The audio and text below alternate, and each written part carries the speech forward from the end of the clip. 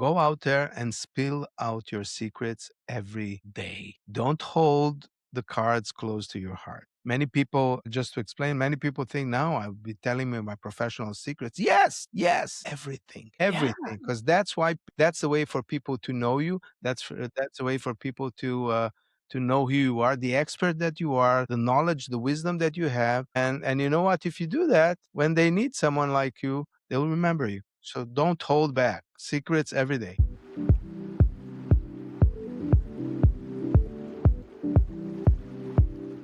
Hello, everybody, and welcome to my show. My name is Tiffany Alexander. Man, I'm excited to have you here today. I have wonderful guests as always, and I am so excited to be here. I Let me tell you just briefly about me. I love people. I love people so much. I cannot wait to hang out with more people, wonderful people. And then whenever I get to meet some of these incredible people, I always say, "Hey, I think I have somebody that I think you need to know." And then, by the way, is there anybody you think I need to know that you know? You just never know. That's kind of how the conversation goes because I want to share with everybody who I've met. And this is actually why the podcast was born because I just can't contain the awesomeness of these businesses that the people that I get introduced to have and what they're hosting and the change that they're making in the world. It's this massive ripple effect. And I'm so happy to have you here on this episode with me today for my amazing guest. Uh, so excited. Neco, please tell everybody, what are you up to? What are you doing right now? Tell us everything. Yeah. So, hi everybody, and Tiffany, thank you so much for having me here. It's an honor Yes. and it's a pleasure. Uh, I'm Neco Turkienicz. I am a filmmaker originally. I'll tell you about that. I own Labe Productions. We are a video production company, and what we do is we help business and business owners stop being invisible, showing up online, building an audience, building a presence, and eventually generating more business. And we do all this with video production, through video production, in a way that is very strategic, very goal oriented.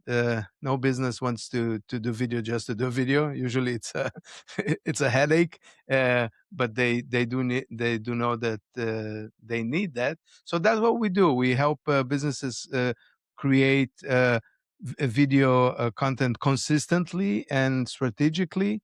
Valuable video content that could be content for social media, that could be client video testimonials, which we are specialist in. We have a great method to help our clients get video testimonials from their clients that answer the questions that a prospect would ask. So that's what I do.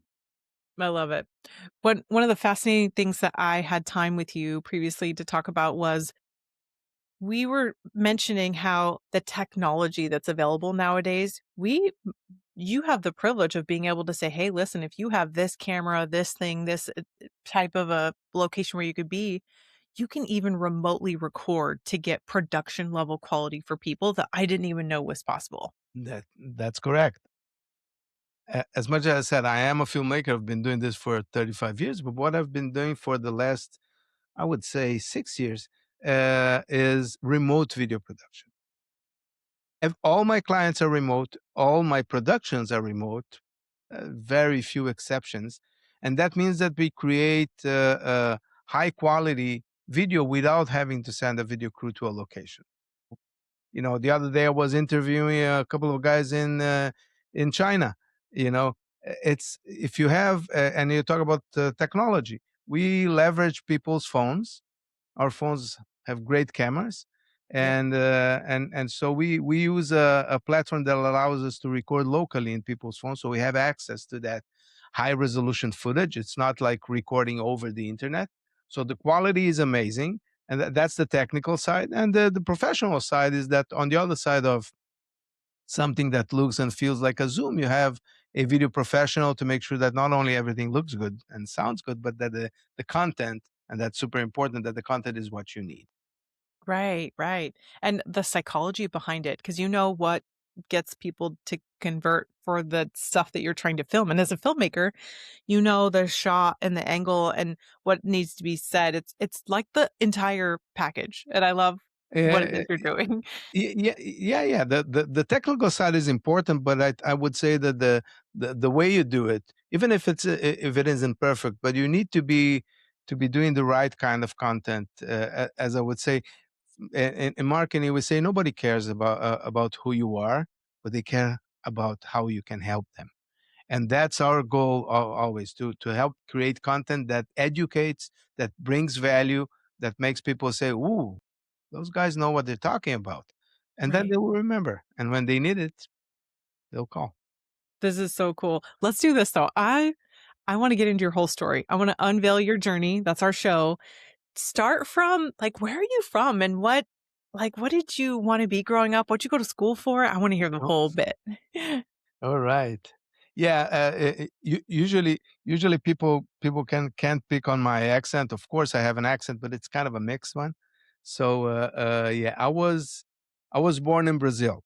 I'm a mixture. I'm Brazilian, and I will tell you the whole story. But I'm Brazilian. I'm also Israeli. I lived in Israel for 23 years, and American. So I like to say that I'm your typical wandering Jew, Love Brazilian slash Israeli slash American. So I am originally from Porto Alegre, Brazil. Most people know Rio de Janeiro, São Paulo. No, I'm from the south. You can call it the Texas of Brazil. That's on the Brazil is like a big heart. Yeah, this is the tip of the heart down there, close to Uruguay and Argentina.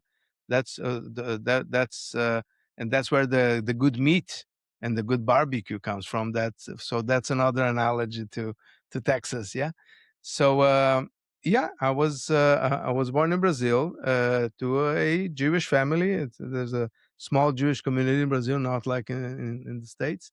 Uh, my father was originally from Poland. My mother was born in Brazil. Now I had the creative vein since I was little. I started drawing uh, very early, and I always liked the visual. So I have to say that what I do is what I've been doing my whole life, dealing with with a the visual side, the creative side, and storytelling. I love telling stories. I love hearing people's Right. stories. So that was from the very beginning. I began drawing um, I would copy comics. I liked the superhero comics, so I would Yeah. yeah. So I would copy comics. And later in life, when I was in high school, I decided to take photography as there were optional things, and that led me to decide at 18 to go to learn communications.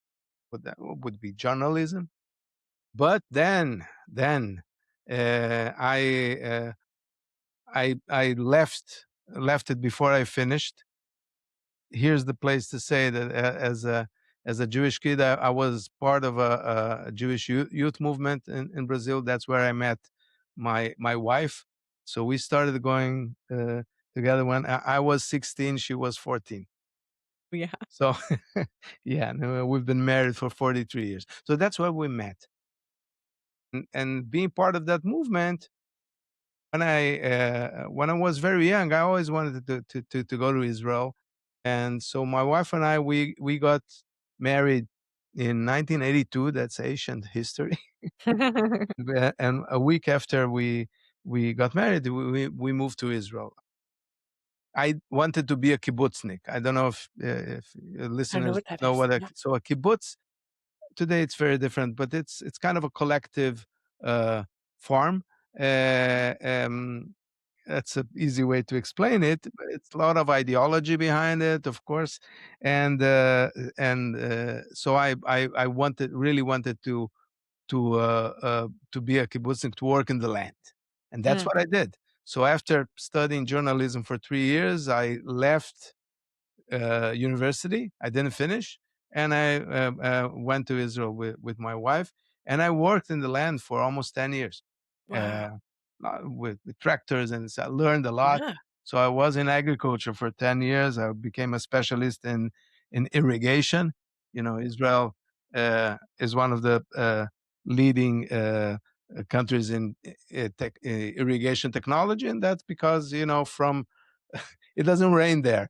From the no, seriously, from the end of April to the beginning of November, not a drop. So yeah, you need irrigation if you want agriculture. So that's what I learned, and then after a few years, I became bored with and the creative juices came back. As a kibbutz member, I already started tapping into video. Just very beginnings. I took a course and stuff, and then I decided to go back to school at age 28. I decided to go back to school, and I went to film school. How I about went to that? film school in Tel Aviv. Uh, that one I finished. You've been brewing on that for a while, considering Yes. you were already Oh, copying yeah. comics I as a went kid. to, and that's where I started flourishing in terms of my creative juices. Yes. Um, and How my long wife, is film school? 4 years, Wow, 4 really? years, and my wife was pregnant at the time, so we had our first child. I have two children, boy and a girl, grown ups. Yes. So, and I had, so I learned a lot in film school, and I was so lucky, me and all my colleagues, in 1990 when I finished. So 35 years ago, 36 years ago almost. Cable television was just starting in Israel that same year. And for you to imagine, because Americans, it's difficult to grasp that. Until 1990, in Israel, you had two channels, two TV Really? channels. That's all. That's all. Before that, you had only one, and until the 70s, there was no television in Israel. Imagine that. So that's the thing. 1990, cable television started, and of course, they need. So suddenly, you go from two channels to tens of channels, and everybody needed hands, workers. So me and all my colleagues, we were very lucky, and we got jobs right away. And I started working in the sports channel. I started working as a freelance. I remained a freelancer all my time that I worked in Israel. Have started as a freelance editor, video editor, and then became a director. But mainly in sports. I worked a lot in sports TV. I love sports. I'm a lousy soccer player. Lousy for a Brazilian. That's a Yeah, shame to for say yeah, I that. know, I was like, "Wait a I minute, don't say know, that I out loud." know. I'm Brazilian, but yeah, always people expect me to play well. No, at least my son did much better than me, uh, in soccer. But I love the sport. I love all sports, and so it was a thrill for me to work with the sports channel. Learned a lot there. Did a lot of promos. That's where I did my first documentary films, um, and I worked in other places. But let's say during my career in Israel, I directed 8 different documentaries for TV, in different topics. Some of them were sports, some of them were fashion and other things. Uh, and well, and a bright night, not day, in September 2004. Mm, Uh, I wasn't planning on coming to the U.S. I wasn't planning on living in Israel. I was happy where I was. A friend of mine that went to film school with me called me out of the blue. I knew that he came back to the U.S. He's originally American. That he opened a animation company, but I didn't know much about him. Like 5 years we didn't speak, and he calls me and says, "Neco, I need your help." And he basically invited me to be his creative director. He said, "My company is growing. I need help, and I want your help." So he paid my ticket. I came to to New York to check it out.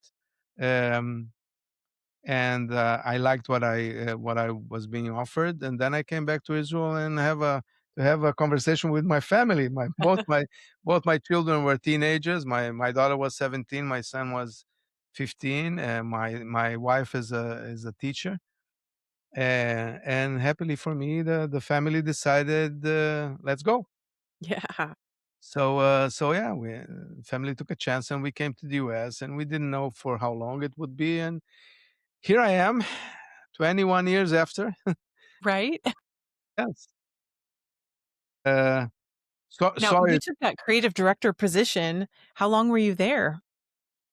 Oh, I guess you took that position. I imagine that, you stayed there for with him for just a little bit until the next opportunities popped up. No, I stayed there for 4 years.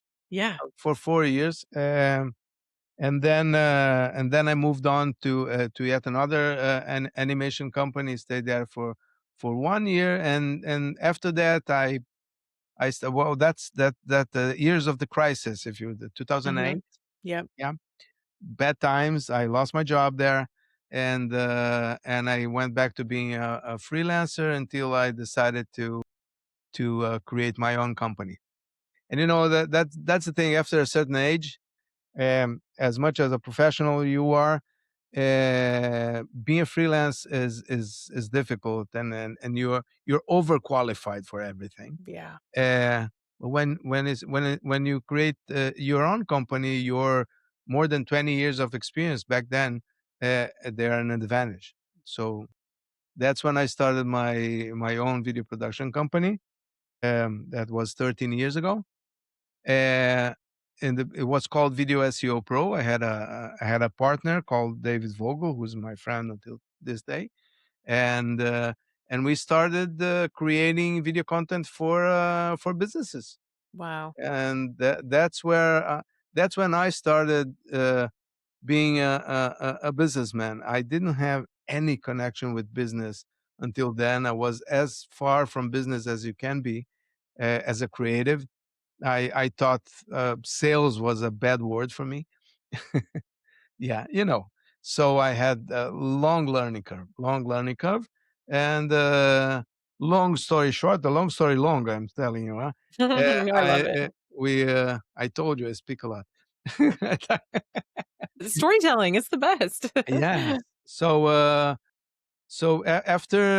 After 7 years together, and we did amazing things together, David and I learned a lot about businesses. I became passionate about dealing with businesses, because behind every business there are people. Yeah. And same thing, in the same way that you love people, me too. And I love interviewing people. I do this for a living many times, and getting to know the stories behind the companies. That's what always fascinated me: the people behind the companies, their personal stories, their passion, what Mhm. drives them. And and I never imagined back in the day when I was in television that I would be doing that, and loving so much dealing with businesses. But yeah, I do. Mainly, and smaller businesses better, because the juicier story, the more personal stories there. Um, and well, 6 years ago, COVID, COVID happened. My partner and I, we lost like 90% of our business overnight because we couldn't shoot. Everything was done on Right. location, of course. Yeah. And the company, to tell you the truth, wasn't doing so well. We already wanted to. Don't know if you have ever had a partner.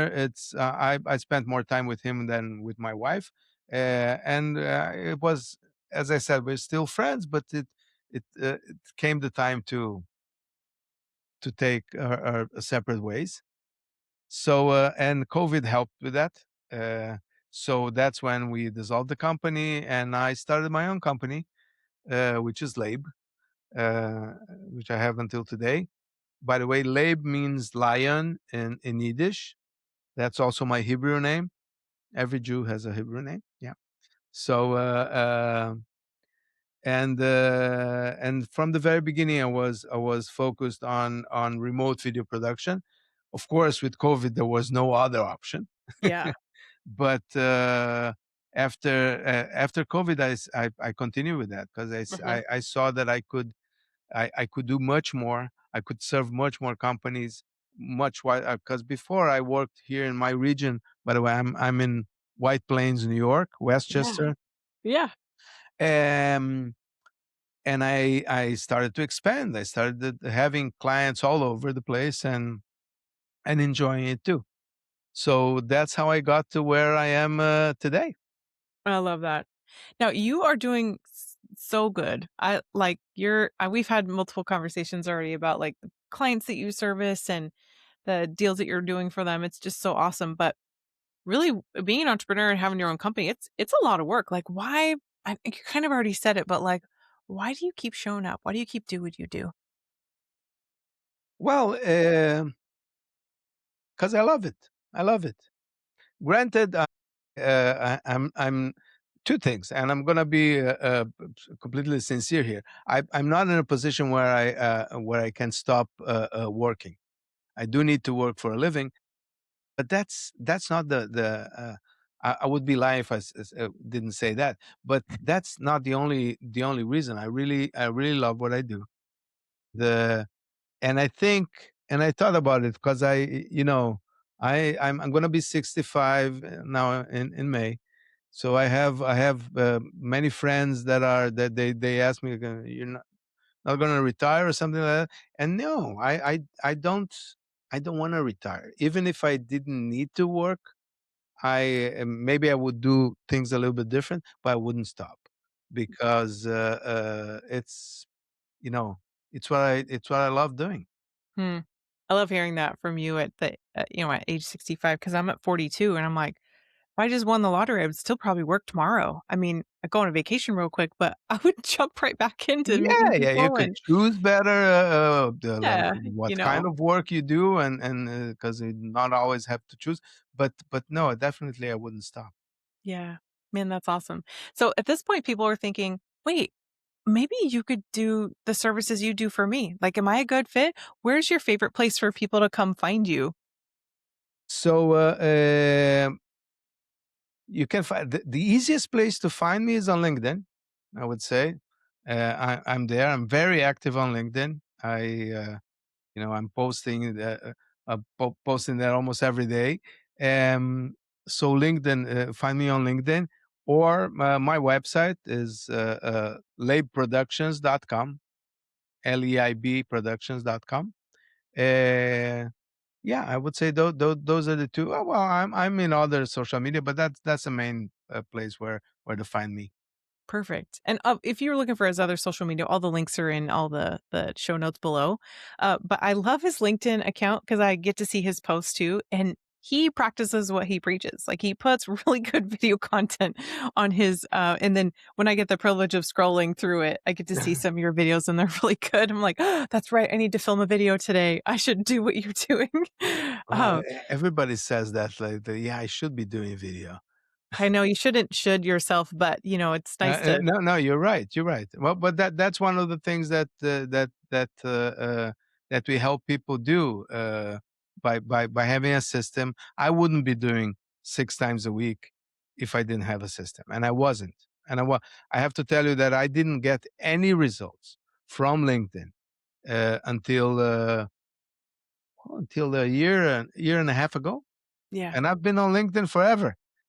yeah, But until I had a system that helped me create content that is on one hand valuable, that will intrigue people, will like have them will make them curious, and they will learn something about it, but also that stops the scroll, lots of competitions, and consistent.